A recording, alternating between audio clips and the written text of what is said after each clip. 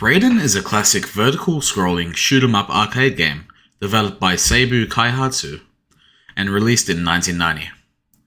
As one of the most influential titles of its genre, Raiden set the standard for arcade shooters in the early 90s, combining fast-paced action, satisfying power-ups, and memorable enemy patterns. Seibu Kaihatsu created the game of many data types, which can be seen as integers, booleans, floats, strings, and vectors. The first use of integers in Raiden can be seen as the player score, which is a numbered tally of the player's accumulated points in the current session they are playing in. The second use of integers seen in Raiden are seen as the number of lives the players have left in the current level. The first use of booleans in Raiden can be seen as the power-up indications, which allows players to know if they have a power-up active or not active. This can be seen with the upgrade modules flashing if an upgrade is available to their primary weapon. The second use of booleans in Raiden are the indicators which allow the game to know if the targeted enemy has been eliminated from the game or not.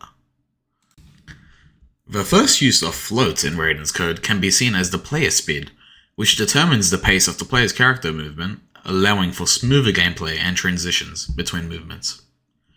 The second use of floats in Raiden's code can be seen as projectile speeds, which allows different types of bullets to travel at different types of paces or speeds, depending on factors such as upgrades or enemies which these projectiles come from. The first use of vectors in Raiden is seen as the player's location or position on the screen, with the use of the X and Y axis values. The second use of vectors in Raiden is seen as the initial direction that enemies will approach the player from, and the speed in which they move across the screen. The first use of strings in Raiden can be seen as the different type of weapons which are equipped to the player's aircraft. The second use of strings in Raiden can be seen as the classified names of the enemies that appear through each stage of the game. Key mechanics of the protagonist. In Raiden, the player has multiple shooting modes which they can explore. This can be seen as the primary shooting mode, such as the Vulcan cannon or ion laser.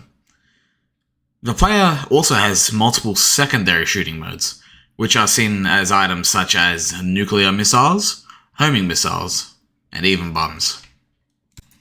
The Vulcan cannon can be characterized with its double-shot bullets with a wide spread. It does more damage to enemies which are closer to the player, rather than enemies that are further away. The ion laser has a single beam output, which is a continuous shot. This firing mode has a massive increase in beam length, width, and damage compared to the Vulcan cannon. Its limited spread makes it less effective against multiple enemies at once. Nuclear missiles can be seen as secondary shots that appear out of the player's aircraft that travel in a continuous forward motion. These missiles bring a high damage output stronger than other weapons it relates to. This weapon is great for attacking high-level enemies or bosses that occur in different stages. The other secondary weapon, being the homing missile, is weaker than the nuclear missile, in the sense of damage output. But to balance that out, these missiles lock onto enemies and will always hit their target. They fire single shots with higher fire rates when upgraded. They are great for hitting fast-moving targets and are great for clearing out lower-level enemies. The other utility that can be seen in Raiden are bombs, which can be collected from defeating enemies in the game.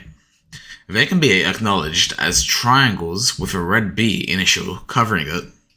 These bombs are great for clearing multiple enemies at once in most stages.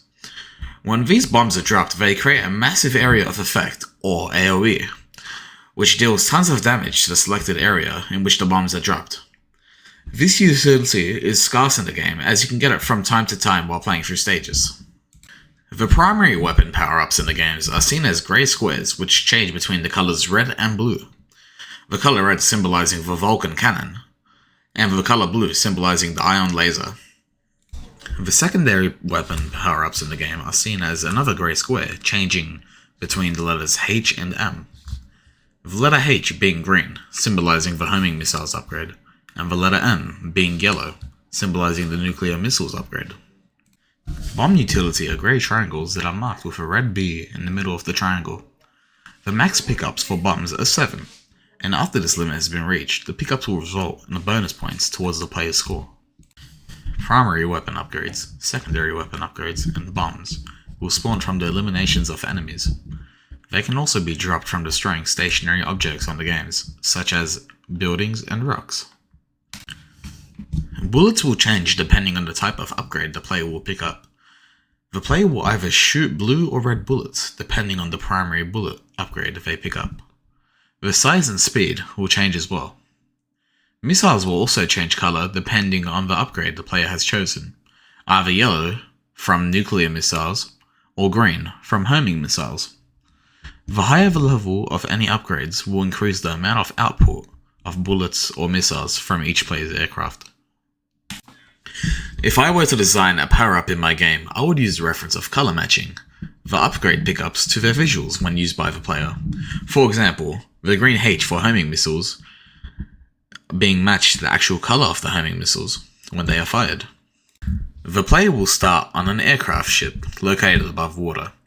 The movement speed of this stage in the background will move at different speeds based on how far they are into the level. The types of enemies within the first level of Zaidan are usually mixed in between land-based enemies and airborne enemies. Both low-level and mid-level enemies take up most of the beginning of the stage and increase in numbers towards the end. Each stage usually contains a boss, which deals higher damage than normal enemies and has a large amount of health compared to previous enemies. The player must fight and defeat this boss to clear the first stage. Land-based enemies such as tanks appear in this level, including small and large ones. Stationary air defense cannons also appear in certain segments of the level for the player to face. Airborne enemies such as jets, planes, and other machinery are mostly what the player will face in most levels of Zaidan. Land-based enemies like tanks are very slow and aren't hard to hit. They can shoot you while stationary or while they are moving. Their bullets travel at a very moderate pace. Air defense cannons cannot move at all. Their bullets travel at a very fast pace compared to tanks. Airborne vehicles such as jets and planes will move at a very fast speed, making it hard to attack them. Their bullets travel at a very fast pace towards the player, making them the main enemy to focus on while traveling through the air. Other airborne enemies considered as machinery move at a slow pace and have high amounts of health. Their bullets move at a moderate pace, making their main purpose to be blockades, which take a lot of damage to kill. The boss in the first stage of the game is a tank. This enemy moves at a slow pace but compensates with a higher velocity bullets.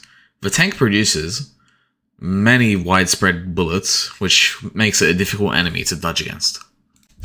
For land-based enemies, I would reference the pace in which they do things, being things like movement speed and the bullet output speed. For airborne enemies, I would reference the speed in which they move across the map towards the player, and the high velocity bullets they produce, which can bring great pressure to the player.